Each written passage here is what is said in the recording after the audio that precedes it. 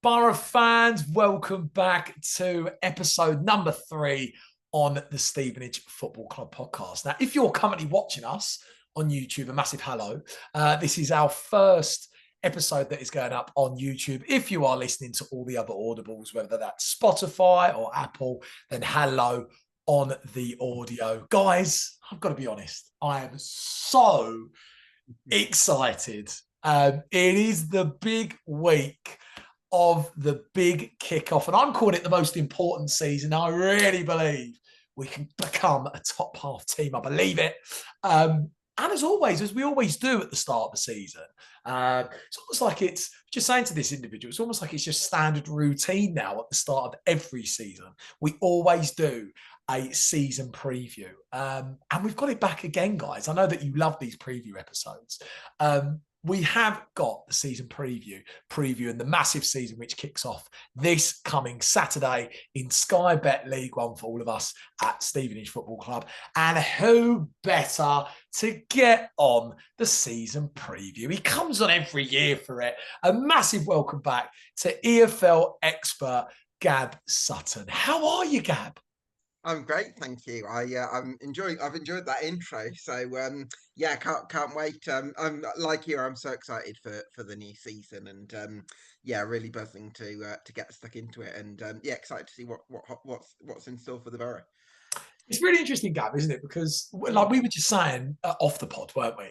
You know, I always remember our summer deep dives. And I remember back to the summer deep dive that we did on your platform back in June. And, you know, I was on holiday at the time. I had do you remember I had the Borough bucket Yeah, hat?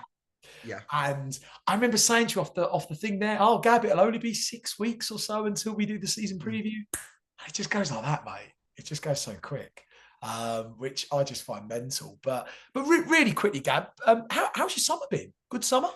Yeah, it's been nice recording a lot of some of the guys' podcasts, like you mentioned there, and doing a lot of research for my season previews, which you can go and check out on Twitter at Gab Sutton. So a lot of it's been research. Do you know what it is, Matt? Right, you sort of often you feel like you're looking forward to having a bit of a rest, but to be honest, once you've had a couple of days of you know lying in bed watching Family Guy or whatever, you kind of feel like you sort of you get the itch again. Do you know what I mean? So yeah, I've enjoyed a bit of time to rest, but to be honest, I've also been enjoying doing a lot of research about different teams and players and signings ahead of the new League One season.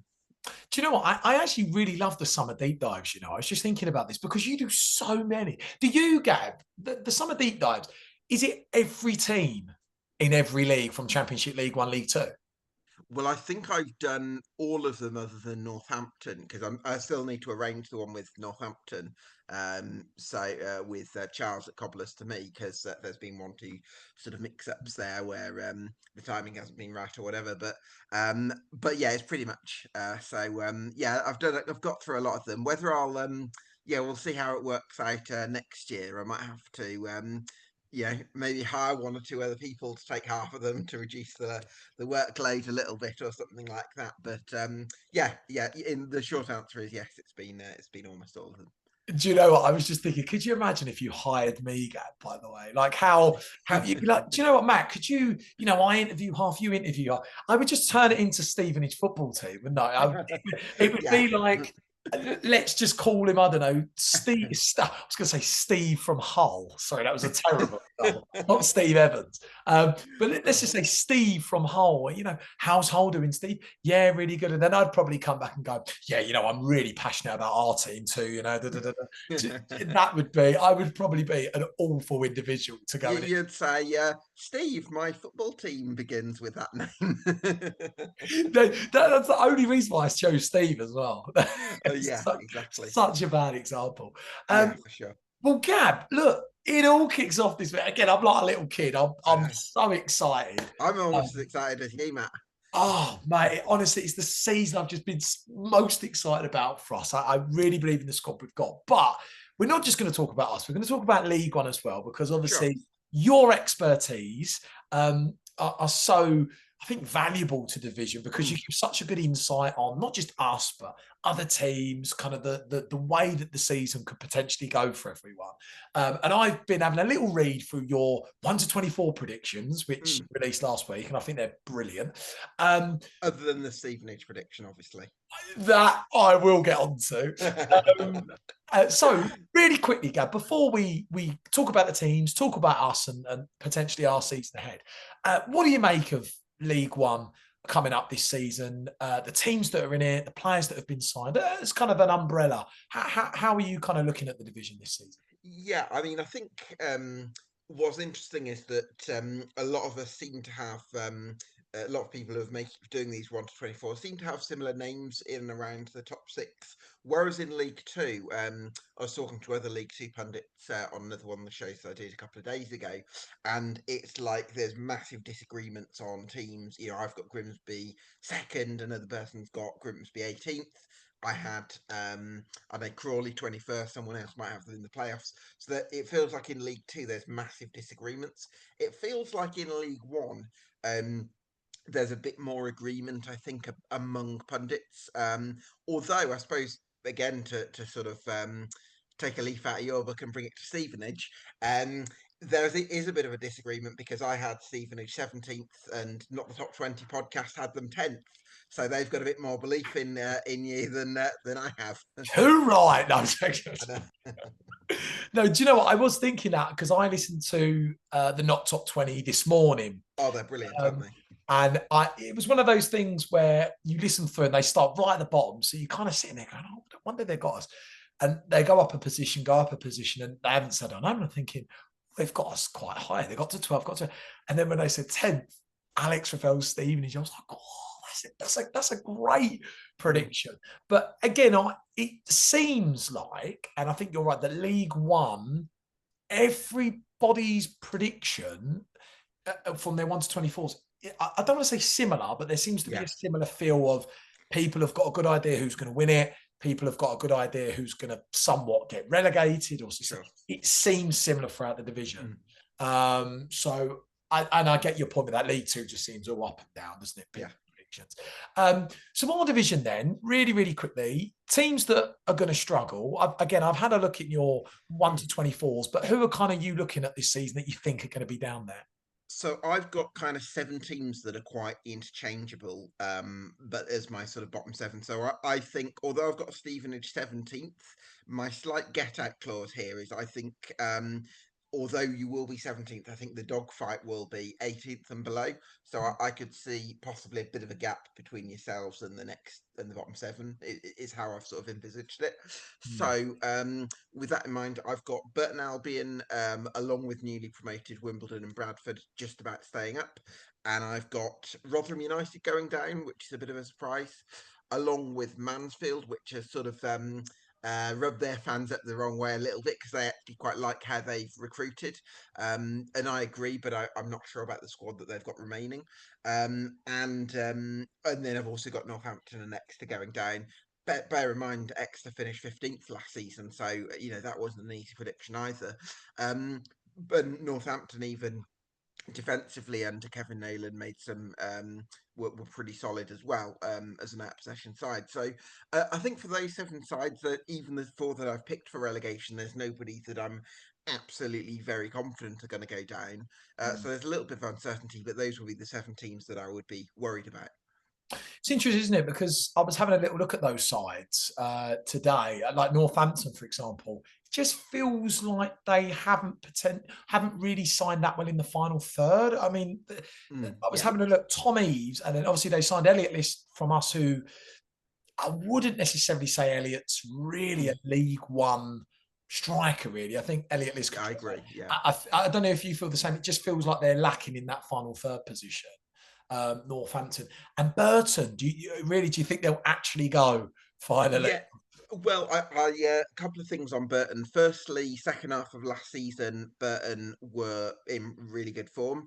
They actually had a really poor start under under Mark Robinson and under their caretaker. But I think they won, was it 9 of their last 21 games or something along those lines? So they really picked up. And there was also, speaking to Burton Albion fans, there was a feeling that this felt a little bit different to some of the great escapes they've had in the past, and there's a real unity around the place under Gary Bowyer. And secondly, they've got a sporting director called Richard Dorman, who uh, is quite highly rated from people I've spoken to from his work in Finland. So that's where I've kind of got Burton Albion a bit above the rest, along with maybe a bit quite a stable squad as well. So yeah, that's why I'd kind of give Burton Albion the edge. I've got them 18th. Other flip of the coin, top of League One. It seems like people have fallen into the pathway of having Luton as the winners of the league. Yeah. Do you know what? I think off the top of my head, I've only seen maybe 2 or 3 1 to 24 predictions from, Mm, over 30 that haven't got Luton winning the league. But mm. it seems like people are going with Luton. Obviously, they've got Nike Wells, who signed a Dauphin, didn't they, from Rotherham, who's a very good Yeah. player. Is that the same in views? You think Luton will be the leaders and run away with it eventually? Yeah, that's my feeling on it. I think their squad, I would say they've got probably about 20 to 25, possibly top end League One players at minimum. And, they might, uh, there's a few that might be a fair way above this level because they've still got a squad that was in the Premier, much of a squad that was in the Premier League a couple of years ago. And so I think, I think having parachute payments in League One is going to be a big advantage. I think if you look at their form in the second half of last season in the Championship, they're actually one of the better defensive sides in the division. And so I think that if Matt Bloomfield can ally some of the quality that they've got in players like Milinet Jali, who they recruited from Exeter, in Liam Walsh in midfield, Mark McGuinness in defence, they've got some very good players.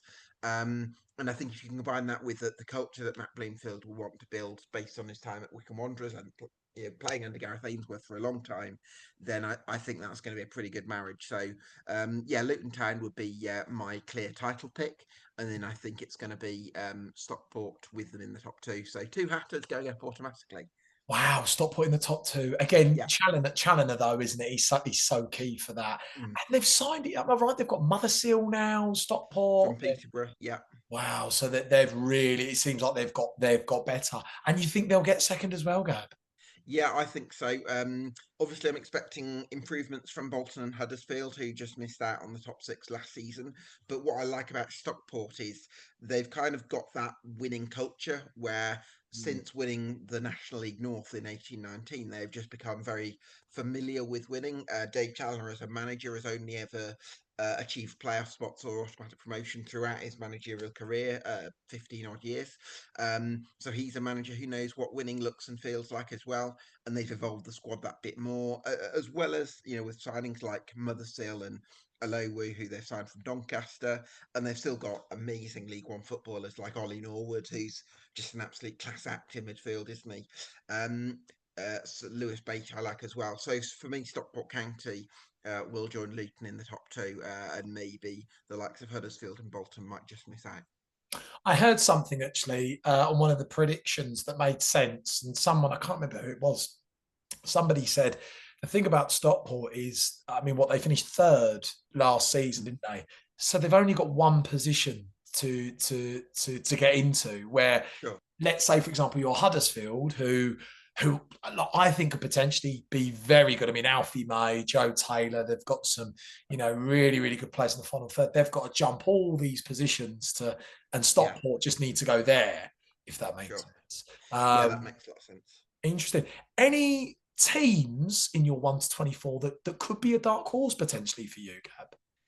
I think Lincoln City could be ones to surprise a little bit because they've got a young squad, and I put a lot of weight on if you've got a young group of players who gained some senior experience last season and they're coming into that sort of early 20s sort of age bracket, that they can sometimes be a good stage to sort of come into their peak and possibly hit a spike in their development.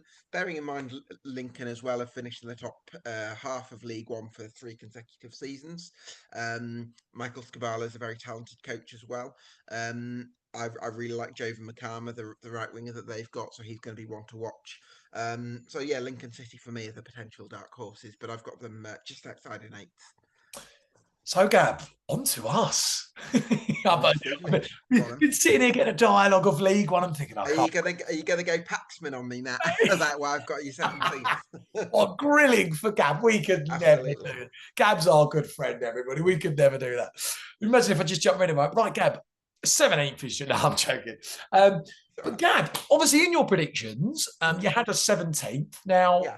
I think to be honest with you, it was quite split. I think there was people who thought, oh, well, that's fair given the competitiveness of the division. And I think there was people who thought that we have got the potential to be top half, and that's what we've created this summer. And we really believe that we've created a top half team. But 17th, nevertheless, thoughts on having us 17th?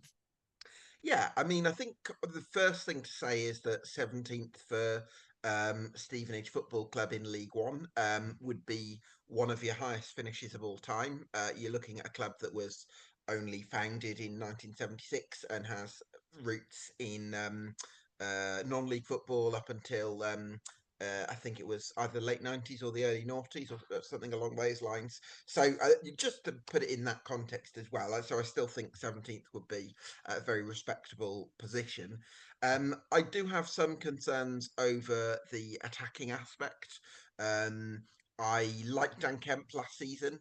I know that some of the sort of finishing side, the goal scoring side, was down to bad finishing and not necessarily just creating chances. But I'm that side of it. I'm a little bit concerned about, and whether you can keep up the defensive aspect to the same standard. So that's why I'm combined with the league getting a bit stronger potentially, anticipating maybe a 3 place regression. Yeah, no, and I think that's a fair point. I think what we've done, and again, I keep using the term of we've created a top half team because I think that's the goal by the manager, and I think as a fan base now, and I agree with you, I think still 17th in League One is great if you get, given the clubs and the division, but I really feel like we can become a top half team, and again, we've created that, but it feels like we've brought a lot of attacking players, not many strikers, but it feels like we've got loads of depth and a lot of attacking players, but then only 2 to 3 strikers there. Yeah, well, what I would kind of ask, Matt, is it seems to me like you've retained 4 strikers from last season, and how much of that is by choice? I'm not entirely sure. Perhaps you can shed some light on that. But I'm a little bit unsure about whether you've been a little bit too lenient on some of those strikers that didn't deliver last season, and whether you actually needed to be a little bit more ruthless, and possibly sacrifice 1 or 2 of the additions that you've made in other areas in order to get that kind of killer number 9, if you like. Yeah. Do you think, Gab, with our attack, because I mean I've got the team in front of me, I've got the team, but I'll just go through the attack. Obviously, Dan Kemp, Matthias Roberts, who was a player on trial who we've just signed, who's done very well. What's Matthias Roberts' background? So I do believe he was at Arsenal's academy or Ipswich's academy. He's quite a young lad. I think he's early 20s, and really good play. He played in the pre-season. It was one of these players that we saw when we played Bishop Stortford, which was the first game that all the fans could go to. And he scored a hat trick, and he looked really good. An attacking player, he can play on the wing, he can play in the 10. You could potentially even put him just off the striker in a role, but played really well. And then we went to Spain, and he scored against Swansea again, really good. He scored a couple of goals behind closed doors, so it was almost inevitable to sign him, really. And he's looked really good. He's looked really good. Got a lot of pace, gets on the ball, very confident, likes to get in behind. So I'm really happy we've signed him, to be honest.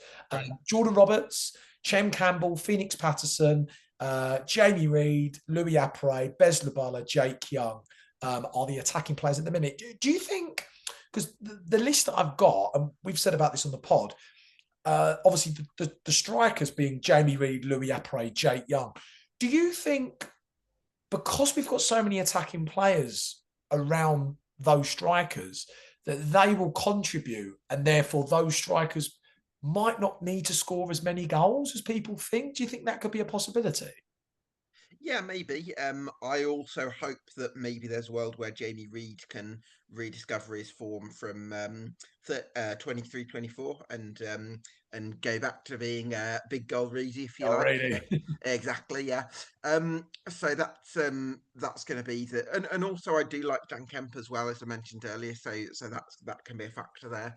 Um, yeah, Yes, I think that could be true. I'm intrigued to see who of Patterson, Labala, and Campbell comes good. Campbell got mixed reviews from Reading, from people that I spoke to, but he also does have a good youth profile. I think he was Wolves' youngest ever player at one point, so he's clearly got a bit of clearly had a bit of potential, and there's something to work with there. Um, I think in terms of sort of what you'd call known quantities, who you're very confident can come in and make an instant impact. Obviously, Stevenage might be mindful of the market that they're working in and whether they can attract that profile of player. But yeah, from my point of view, I'd have just liked to have seen, I don't know, possibly a star striker who scored a lot of goals in League Two or the National League to come in and really make that difference to the attack. But I suppose from what I can gather, you're looking at strikers with sort of experience and high-profile pedigree as well. I don't know how much is in public knowledge at this point. I was just going to put this to you because it seemed our game yesterday, the game that we beat our last friendly against NK which we won 2-1, seemed before the game, and it's been kind of all over social media really because he was out doing a session in front of everyone's eyes.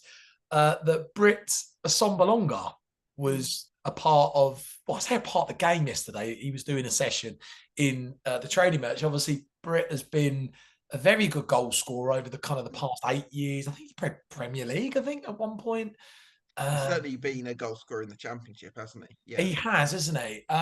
If Britt was someone to sign, would you feel a little bit different maybe about our team? Or do you still think it needed to be a younger sort of centre forward to come in? Because I think Britt's about 31 or 32 now. Sure, yeah.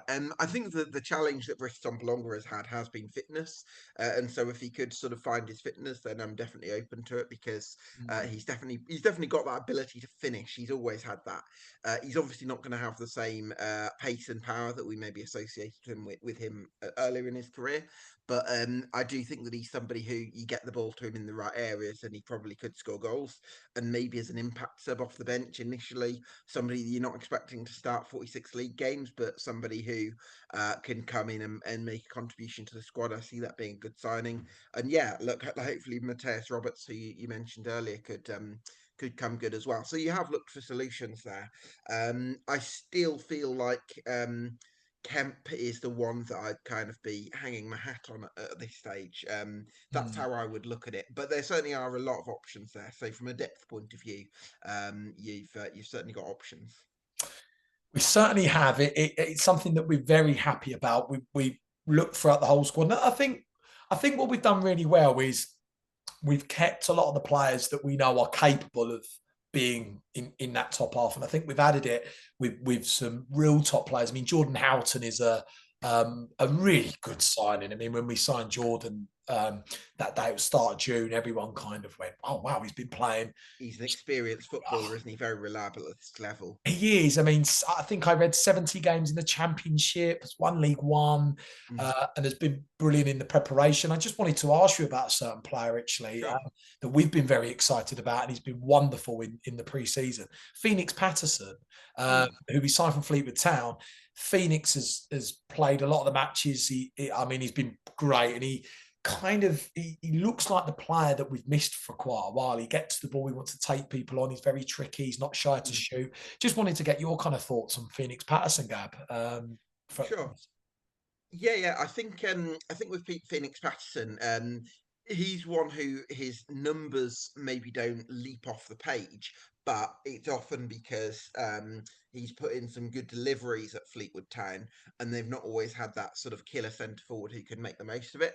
But he is very good at getting into really dangerous crossing positions, and sometimes his quality of deliveries can be really high. So that is a signing that I am. That's actually of the attacking additions that we've seen so far. Phoenix Patterson is probably the one that excites me the most. Okay, I was going to ask you in our squad, Gab, and I have got some questions from some of the listeners after. Sure. Um, well, I say I feel like I've stolen a listener's question actually, because I will have to double check. Because as I was putting my notes together, I was going through the questions and I had my question and thought, oh, hang on a second, didn't I see that earlier? Have I nicked someone's question? Or so I do apologise if this is somebody's question that I was going to ask Gab.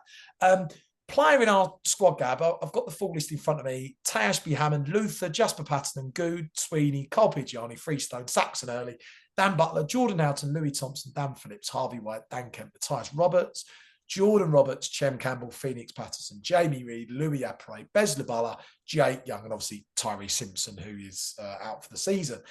A player in there, I think you've alluded to Dan Kemp as being potentially the player, but the player that you think in that squad is the one for us this season that's gonna kind of make us successful. So I would say, can I give you a few, or does it literally have to be Yeah, one? you can do a couple. You can do a couple. Okay, all right. So I would, if I'm sort of going for the reliable go-tos, I would say definitely Carpigiani, just because Pidge is Pidge, right? As And always. he's cut his hair short, by the way, for this season. Oh my goodness! Wow, Yeah, looking well very done. good. Nice. Yeah, look forward to seeing Pidge as always. One of my favourite centre halves. Dan Kemp, as I mentioned, I would go with Harvey White. I would go with Jordan Houghton. I think those would probably be the four that I would be looking for. Although I do like Dan Phillips, and I think he's got lots of potential to come into that category, just because he's such a physical player and he's so aggressive in those ground. Well, not even with ground, those 50-50s Yeah, or yeah. 90-10s, even where you think somebody else is going to get to the ball, I and like Dan that. Phillips is like, not a chance, mate. Dan Phillips is the 90 almost. No, I mean Dan Phillips is the 10, Oh, but he makes it anyway. It's those kind of things. I So love that. yeah, so I think I'd go with those. So I'd go with Carpigiani, Dan Kemp, Harvey White, and Jordan Houghton. But the likes of Dan Phillips and Phoenix Patterson, I could easily see coming into that category. And you do seem to have a lot of. This is the thing I do like about the Stevenage squad. There's a lot of depth there, and there's a lot of competitive League One players. I mean, if I go through it now, five to there's ease at what 20 to 25 competitive League One players in that squad. I mean, that is a really attractive thing that you've got. I think that has been one of the big things for us, the depth. Again, when I look in our final third now with all the attacking players, we're a bit like, who plays? Which is a great issue to have. And yeah, you look at the back line, for example. We've said this. It's almost like, obviously, I think Revs is probably going to favour your Charlie Good and your Cole Picciani's, but you look around that, you think once Jasper Patterson gets a couple of games in the bag, he's going to really push Luther. Same as Saxon Early when he gets some games behind him. I'm excited about that, how that's going to impact Dan Butler as well, because certainly the 23-24 season, I felt like Butler played a lot of games and probably more than he should have done. Yeah. And sometimes you've not always had the best competition for Dan Butler, whereas I think this year he'll be kept fresh and he'll be kept on his toes as well, because you've got that competition option. And do you know what? I was just going to add to that actually as well. Dan Butler's been brilliant in the pre-season. So I think there's been an element of, and this is what I like about our team. It feels like this season in that if a player doesn't perform, you will be on the bench. And I think we've lacked that for a couple of years. And I think that Yeah. the great thing about the depth in this squad is players need that competition. You know, Dan Butler needs that competition. He needs to know if he doesn't perform, Saxon Early will play, and he will play if he doesn't perform. It's the same for any one of the attackers. If Jordan Roberts doesn't perform, Chem Campbell will play. If Chem Campbell doesn't perform, Phoenix Patterson will play. It's nice to have that with this squad, and I think that's a really important. You know, even with Charlie Good, Charlie Good doesn't perform, Dan Sweeney will play with Cole Pigiani. So that seems to be a really positive thing about the squad. I completely agree with you, because I think sometimes some managers will look at squads and be like, right, these players are guaranteed to play. These are my key players. And that's kind of understandable, building your squad around them. But actually, if you can have competition for those players, it means these lads have to keep their performance levels at a certain standard. And again, that means that they're probably not going to drop their level. So so from that point of view, I think the depth is going to be a big strength of Stevenage's. Really quickly, Gab, before I get on to some of the fans' questions who have sent in a few questions for the pod, the forward line, now it seems for the big opener and the big kickoff on Saturday against Blackpool way, that Alex Ravel's going to opt for that 3.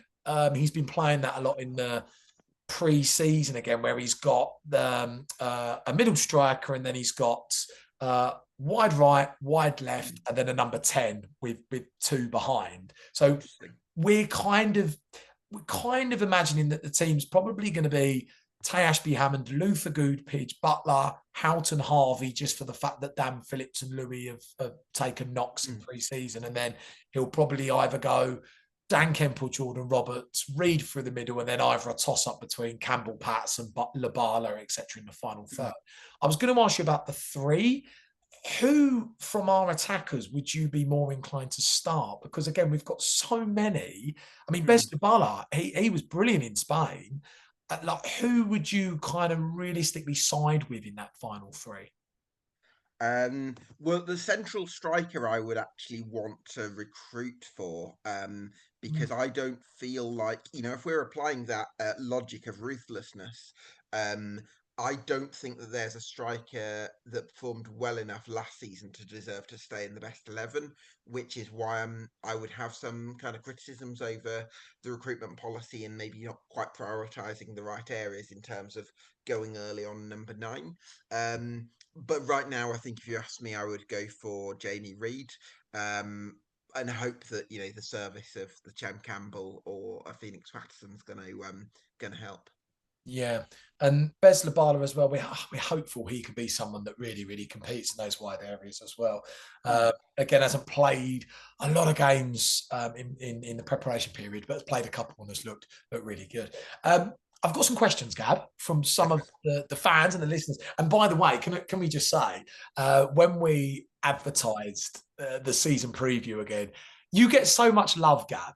Like, you get our inbox of, oh my God, you've got Gab coming back on again. It is like flooded in very touched. Thank you. It really is. Every one of the fans love you. And actually, Gab, you came up our Phil Wallace fans forum the other night. This is really? Oh my gosh. No word of a lie. We were speaking, Phil Wallace was sitting right at the front, and we were asking Phil about his opinions on this squad. Does he also believe the kind of same opinion that we've created a top half team in? It was great to listen to. And then a couple of the guys said, Gab, we'll be able to hear Gab Sutton and Gab Sutton's prediction on the podcast next week to Phil. It's in front of hundreds of people in the 76 lounge. And then one of them was like, Farley's good pal Gab. You should listen in. And seriously, it did honestly come up. Right. Yeah, it was really, really good. And I was like, yes, Gab's coming on Sunday. Nice. So hopefully, who knows, Phil Wallace is listening right now, and fingers crossed from his mansion in Essex or Jersey or wherever he's from. But no, thank you to all the listeners for sending in your questions. It's I had loads, so I've just selected a few for the pod to give to Gab. First question I've got here, Gab, is from Johnny_92. Johnny is sending really good question actually, Gab. Gab, love all the work that you've been doing, mate. Really enjoyed the summer deep dive with Farley and his ridiculous shirt, by the way. I just want to throw that one in. I don't know if you remember it, the green, it's that colourful green shirt. Oh, I don't know. Okay. He said, yeah, keep up all the great work. And Farley said, I was gonna just by the way on that, Matt. What's with the red and blue that you're tweeting the oh, colours now? honestly, Gab, it's my favourite ever shirt. Really? Do you not? Are you not a fan? No, well, why do you have red and blue for Stevenage? It should be red and white. It's absolute Well, nonsense. this is the away kit. Right. So the home kit is red here and then white. Yeah. And then this is the away. So so what we've done is that the colour theme's blue. And then they've put red on the collar and the sleeves to kind of give a nod to the home colours, if that makes Okay. sense. Yeah. That Yeah, makes sense. but I'm with you so far. it's my favourite football kit. I love it. I'm like, Okay. that's a typical Matt Farley thing. So I think you either go with the home colours or the traditional Stevenage red and white, or or for the away shirt you go with a completely different colour. I think to go with the red and blue together, it's like you're not Crystal Palace. That's what. That's what I I think. saw someone called us Rangers as well or something. I was like, really? I think Bologna in Italy play red and Oh, blue. no. Saying that it is Macron. I mean, are Macron that kind of based? Bologna based. I don't know, but I love it. It's my favourite kit. Do you know what? When you see it fully, we've seen it fully in person once in Spain. It looked amazing when we saw it fully. You might be able to access it if you go Stevenage Football Club v Swansea in Spain. You'll see the kit fully. Look, it looks really nice. Okay, well, I'll come back to that one. Yeah, really. Sorry, I was it took us away from Johnny's question. Yeah, no, I've got it here. After Johnny was bashing me for my ridiculous shirt, Johnny then went on to ask, Gab, I see that you've put a 17th in your predictions. There's a real feel at the club that that the team can go and achieve a top half finish this season. Considering that you've put a 17th, what could the team do to change your mind from having a 17th? I kind of guess where you're going to go with the answer, though. Yeah, so we've obviously spoken about the striker position. Yeah. I think that I would have probably looked because you brought in, was it 7 signings so far? I would have Yeah. probably prioritised a centre forward at the start of the window and maybe been a bit more front-footed in that area of the squad. I'm also a little bit curious, Matt, to see how Tay Ashby-Hammond adapts to being the number one again. Because obviously last season it was Murphy Cooper who was unbelievable. And I know that based on the 23-24 season, I think after that one, Matt, you were saying Ashby Hammond has the ability to go on and be a championship goalkeeper. So clearly he's highly rated. But I think the dynamic of going from being the number one at Stevenage to being the number two to back to the number one just because another goalkeeper's left, how he's going to get that confidence back. I'm not sure you can just turn it on like a tap. So those would be my two sort of things that I'd like to see how they pan out. The striker position, who's going to come good? Is Britta Sobolonga going to be the reliable player who can start lots of games? Is Mateus Roberts going to be the one who comes out of nowhere? Is any of the strikers last season going to come good? Is Big Goal Reedy going to recapture his 23-24 form? All of those things are possible, but there's not enough evidence for me as a neutral to quite go with. And then it's how's Ashby Hammond going to go back to being the number one jersey and how's he going to find that? So those are the 2 question marks I have about Stevenage. Love that. Thank you for your question, Johnny. Next question we have got is from Stevenage FC _hyphen. I'm going to try. I think that, it is a hyphen. Stevenage FC _hyphen has sent us on the DMs. Gab, looks a really exciting division this season. One team that you're very excited to watch. I think League One. I'm just going to get the team list of teams in front of me now because I like to. There's a lot, isn't there? Really, there's some really good sides. Yeah, I mentioned Lincoln City earlier. I'm excited to see how they do. I think. Do you know what? I'm quite curious to see how Wickham look as well because they've got a coach in Mike Dodds who taken a bit of time to adapt, but he does have a very good coaching reputation. He coached the likes of he's coached Jude Bellingham at Birmingham youth team, so he's clearly got a great coaching reputation. And I think just with a bit of time to get adjusted to the managerial side of things, I'm wondering whether he might come good, and we should see some good patterns of play from Wickham. So I'd maybe go with Wickham. Okay, Wickham Wanderers. Thank you very much for your question, Stephen Jesse _hyphen. I've also got a tweet sent in by Chris83. Chris has asked, player to watch in League One this season. Hi, Chris. Yeah, player to watch in League One this season. I think I think Jovan Makama, who I mentioned at Lincoln City, I'm really excited about. I'm going to pick out the goalkeeper at AFC Wimbledon, Nathan Bishop, just because they've got a really good goalkeeping coach called Ashley Bays. So I would expect Nathan Bishop to possibly be Wimbledon's Player of the Year this season. So yeah, I'll go with those two, Jovan Makama and Nathan Bishop. Okay, thank you for your question, Chris. I've also got another question here on my tablet. This has been sent in by Sarah through Sarah. our DMs. Thank you for your question, Sarah. Sarah has asked, Gab, throughout our squad, which is the player that you're most excited about seeing in League One this season for us? I'd go with Dan Phillips because he's You love one Dan Phillips, midfielder. Gab, don't you? I really like, I really like his tenacity and power, and I think that don't forget he's not somebody who's got bags and bags of senior experience. So I think that we are going to expect an upward curve from Dan Phillips because I like the raw minerals that he's got, and I think if he can add, I'd love to ask you actually, Matt, how is he from a ball carrying point of view? Because I would think that somebody of his physical profile that could translate really nicely to just driving the team up the pitch and complementing the more technical qualities of someone like Harvey White. Do you know what? He's fantastic. And do you know what I tell you what it is about Dan Phillips, Gab? It's his first 5 yards on the ball. So, and I was watching him in Spain against Swansea. His first 5 yards are so good. If he's in a duel with a player, or he's in a battle with a player, he's able to get his body in front, be really physical, and he's able to keep the ball, move with it. The amount of times he's in a pocket of space and he's got a player there, player here, and he'll do a skill and he'll get out of that scenario. Yeah. And you hear the oohs and ahs go around. He did it at the Panatta in pre-season. Yeah. Very good ball carry. He can move the ball really well. Do you know what? For me, it's a shame that he took a little bit of a knock in Spain. He'll be back in a couple of weeks.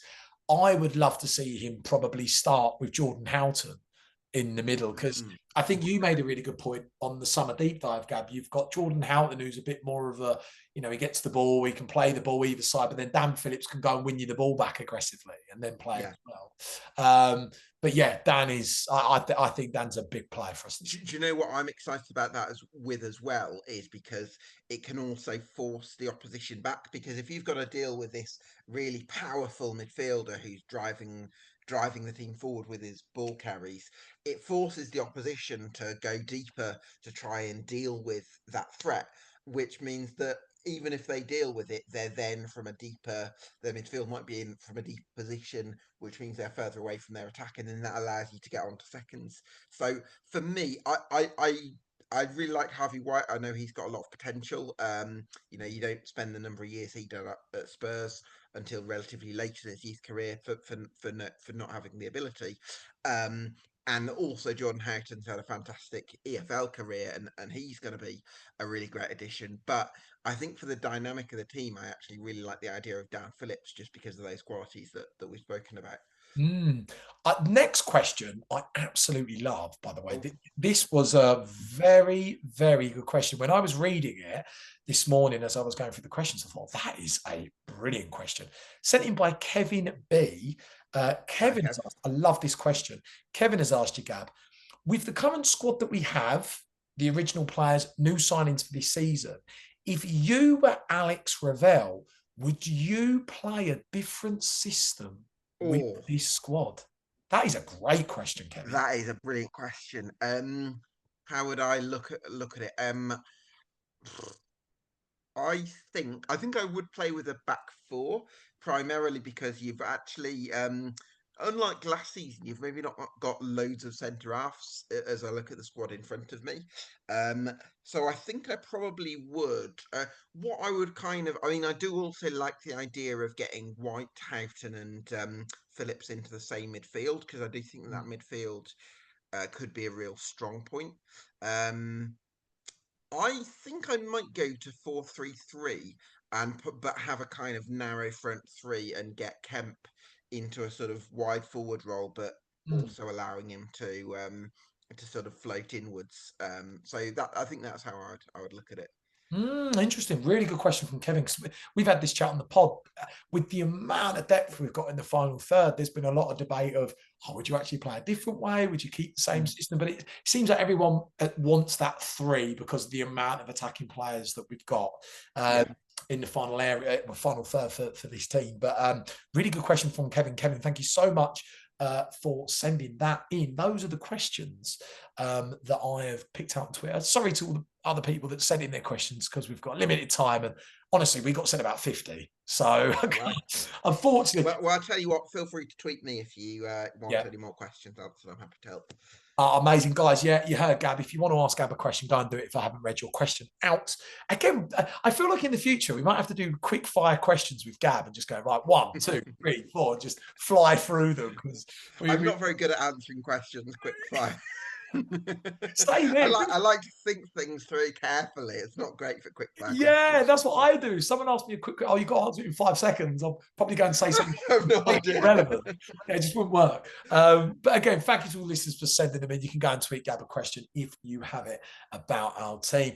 Now, obviously, it kicks off for us this Saturday, Gab, as it does for everyone in the division pretty much. We've got Blackpool away in the opener. What a cracking opener, because a lot of people are predicting Blackpool to be right up there knocking on the door. We've then got Rotherham at home, Northampton at home, Port Vale away, Huddersfield away, and Wickham at home. There seems to be a really good opportunity, maybe with Rotherham, Northampton, Port Vale, to pick up a block of points there and start really well. Although Blackpool, Huddersfield, Wickham are tough games as well. Yeah, it would be very important for us to start really well, wouldn't it, Gab, and get a few wins in the bag for this team, wouldn't it? Yeah, I'm curious to see how you get on at Blackpool because I think they're fancy to be a bit of a dark horse. They scored a lot of goals under Steve Bruce last season, and they've strengthened their defence as well. I think probably a good time to play Rotherham as well because they've recruited quite late. I think Northampton is on paper quite a favourable fixture. So yeah, I think that I would say that the first 4 games is a reasonably favourable run, and then I think Huddersfield and Wickham is going to be tough. But actually, on balance, I would say that the first 2 months of the season is reasonably kind, and maybe once it gets to October and November, the fixtures get a bit tougher. I don't know if that's your reading of it as well, Matt. Yeah, I think that seems to be the key. I mean, I've got them up in front of me here. I actually think having Blackpool in the open is brilliant because I think we'll get to see a marker of where, I know it's the opening day and, it's so early, you can never tell, but a really good marker for us to see where we fall against the Blackpool who are tipped to be right up there. So I think that's a really good game to have. And then I think Rotherham, Northampton, Port Vale, really favourable fixtures. And again, nice to have Huddersfield and Wickham early, just to test. I agree with you. I think September with Mansfield in there, Exeter in there, Orient will be an interesting game. That's an early kickoff. That's Sky Sports Plus. Yeah, I think got a bit of beef with Richie Wellens, haven't you? honestly, it's like every year now, Gab, since we both came up.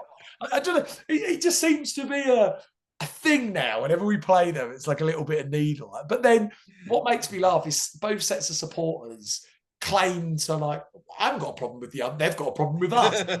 Let's just admit, guys, we've both got an issue of each other since that promotion season. You're both obsessed and claiming the other's not obsessed. Honestly, do you know when you get that with football fans and they're obsessed with us, and then the other club goes, no, they're obsessed with us. It's like, both sets of fans have put in a little bit of grind, let's be honest. But yeah, it looks a favourable. But I think December will be tough for us. We play Cardiff twice, and we've got Stockport. We play Plymouth on New Year's Day, so I think that'll be a real testing month for the team. But I think opening couple of months, few months, are pretty favourable for us, in my opinion. But yeah, it's going to be exciting, Gab. Very exciting.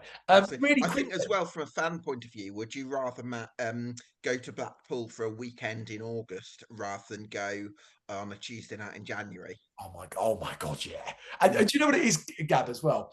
When the fixtures come out and it was Blackpool, it was like, we've been given an opening weekender in Blackpool. Thank you, God. Thank you, the footballing gods, for that one, rather than getting someone. Do you know what I mean? Like, what an opener that is. So, yeah, most definitely. Although we have got to go to Plymouth on a Tuesday night in March, but we ain't got to worry about that till next year, although. So, at least it's not. At least you're not going to Plymouth when it be super cold. Like a December Tuesday night in December in Plymouth would be freezing, wouldn't it? Oh my because God, it's a very windy city. Yeah, it is. It is. And we're looking forward to going down there, actually. But yeah, I think Blackpool, I think in terms of a weekender, it's got, I think in terms for the team, it's a cracking one to have. Yeah, I'm going to wear my blue striped Jolla shirt there with pride, cheering them. Come on, you Boro. They're going to go up there and get free. What would you do, by the way, Gab, if we went up there and won like 4-0 and were top? Sorry, that is ridiculous. Pretend I never said that. My inner child coming out. Really quickly, Gab, just before we end the pod, me and you, we're gonna have a little game. Obviously, nice. Well, I've been asking you obviously about your 1 to 24s, and me and you are going to come back to some of this, and we're going to do like an end of season review right at the end of the season, not till May time. Okay. And we're going to compare both our. Have you done a 1 to 24? I did do one. Yeah, I did do one. Okay, brilliant. But instead of the whole division, to make it a bit quicker and a bit easier, we're just going to take the 4 teams down, the playoffs promotion, and then our prediction for Steve. So who was your bottom 4 again, Gab? It was... My bottom 4 was from 21st to 24th, Rotherham United, Mansfield Town, Exeter City and Northampton Town. Okay, right. That's jotted down. Okay. Mine was, oh dear, I feel like you're showing me up here, Gab. So I went for my 4. I went for, from 21st down, I went for Burton 21st. Burton. But they always seem to stay up. I don't know. I then went for, I'm kind of regretting this one now because I think they'll be fine. But originally I put Mansfield in there at 22nd. And then my bottom 2 were Exeter 23rd and Wimbledon 24th. Oh, so you think Northampton stay up?